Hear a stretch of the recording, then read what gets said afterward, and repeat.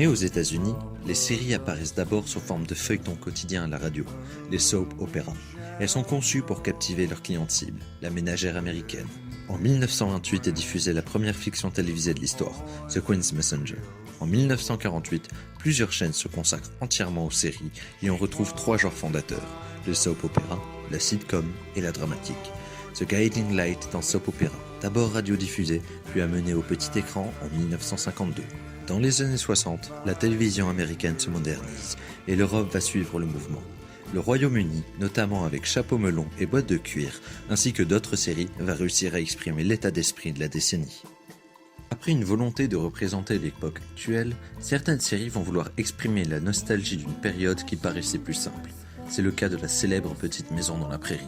Des années 70 aux années 90, les États-Unis vont exporter en force leur impérialisme culturel et beaucoup de séries vont naître pour calquer le mode de vie américain.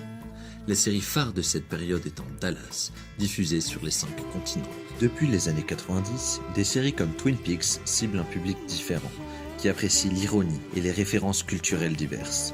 En parallèle, on découvre des séries qui traînent des thèmes encore jamais vus, comme celui des minorités. Enfin, les adaptations d'œuvres littéraires sont de plus en plus présentes dans le paysage des séries d'aujourd'hui. Walking Dead et Game of Thrones sont deux bons exemples de succès mondiaux.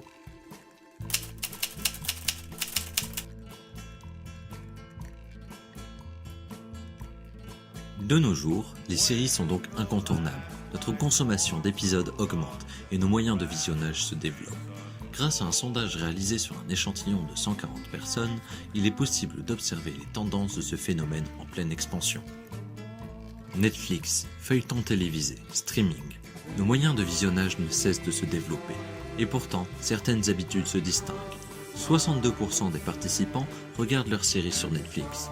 YouTube et Canal Play prennent la suite du podium, mais n'excellent pas face à la concurrence du géant. Les séries se développent avec fulgurance, la demande est forte, l'offre explose. Cependant, parviennent-elles à concurrencer le cinéma ? Près de 69% des sondés favorisent le visionnage de séries en dépit du cinéma. Selon les participants, les séries permettent de s'attacher davantage aux personnages, de visionner par intermittence. Il n'y a pas de frustration à finir un épisode puisqu'un autre va suivre. Les films et les séries sont des œuvres différentes.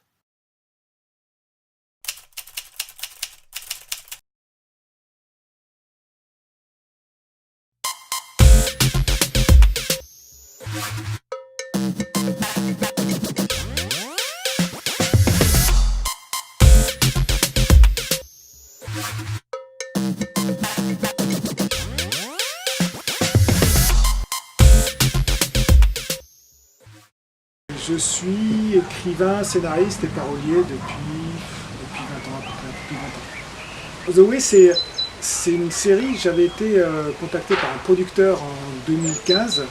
Alors il recherchait un sujet qui soit proche du film Point Break, des voleurs de banque avec des masques.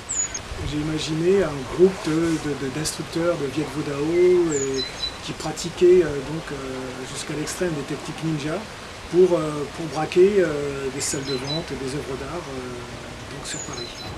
They look like ninjas. Your girl has to be good. We only have 3 more chances. She will be. She's been undercover for 3 weeks. Do you still want in? Of course. Fight!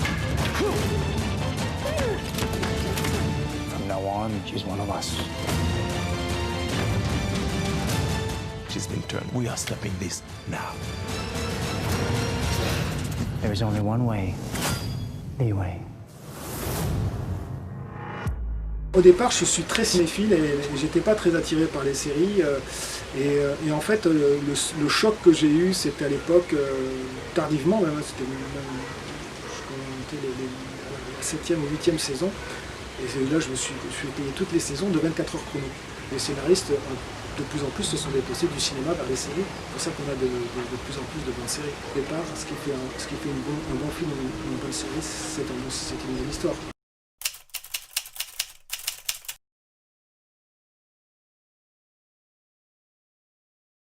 Je suis donc deuxième adjoint au maire, en charge de la formation universitaire. Que les séries sont maintenant quelque chose que le public aime beaucoup, plus que les films souvent, qui attire un public de jeunes et de moins jeunes bien évidemment, et qui donc fait partie de la modernité. Certainement que l'avenir de la fiction audiovisuelle sera beaucoup plus formé par les séries que par les films. Le cinéma reste quand même un art à part entière et qu'effectivement il faut certains films sont de véritables œuvres d'art. Une série n'est pas forcément une œuvre d'art, mais même si elle va vous donner des émotions. En général, le showrunner, c'est le scénariste, c'est celui qui a trouvé le concept de la série et c'est celui qui développe le scénario. Quand on écrit un scénario, il faut tout de suite penser visuel, donc des images. Donc c'est ça, et donc parce qu'on va imposer au spectateur, qui lui là n'aura pas à faire ce travail créatif, on va imposer des images. Et donc il faut être très très précis dans ce côté visuel, on va travailler plutôt là-dessus. Les acteurs de série sont beaucoup plus populaires que les acteurs de cinéma. Les vedettes de série n'ont pas la même notoriété que les vedettes de cinéma, de film. Il faut bien savoir que ça fait que 2 ans, c'est la 2e séance. Donc je pense qu'en montant en puissance, on aura quelque chose qui va pas forcément égaler le Festival de Cannes, c'est pas possible. Il a 40 ans, donc on ne peut pas comparer. Mais quelque chose qui sera installé dans la société comme un événement majeur et incontournable. J'y suis allé l'année dernière. C'est assez particulier parce qu'en même temps, il y a des projections. Et je considère qu'effectivement, une série, c'est pas forcément quelque chose qui doit être projeté dans une salle de cinéma. C'est plutôt quelque chose qui se voit soit sur son écran, soit chez soi, quand on veut.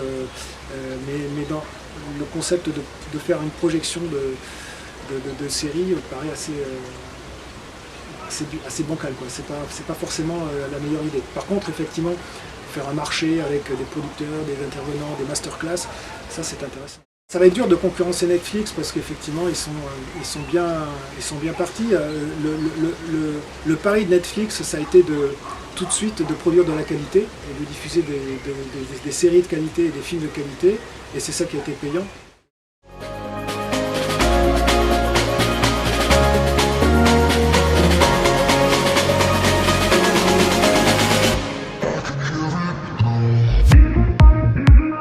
Et vous, qu'est-ce que vous faites de beau alors?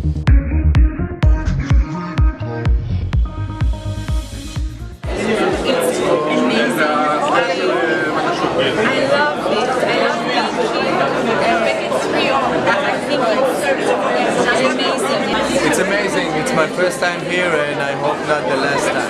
Okay, great. Have a nice day.